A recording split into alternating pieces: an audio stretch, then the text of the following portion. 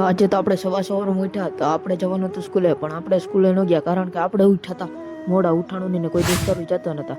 પછી આપણે આવી ગયા હતા ગામમાં આટો મારવા માટે. આ કે હાલ મારા ભેગો, એટલે આપણે એના ભેગા આવી ગયા હતા આટો મારવા માટે. ને ઉપર જોયું તો સ્કાય આવતો હતો એક નંબર. પછી ઘરે આવી ને નાહી ધોઈ લીધું હતું. નાહી ધોઈ ને હવે આપણે જવું હતું રખડવા માટે, પણ રખડવા આપણે ન ગયા કારણ કે આપણે લાગી હતી હવે ભૂખ. તો ભૂખ લાગી તો આપણે દોસ્તારની દુકાનેથી લેતા ગયા હતા મેગી. હવે એને બનાવી નાખીએ.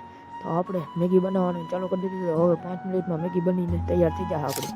પછી મેગી બનીને થઈ ગઈ હતી તૈયાર ને હવે આપણે ખાવાની છે. હવે આપણે મેગી ખાઈને મળીએ.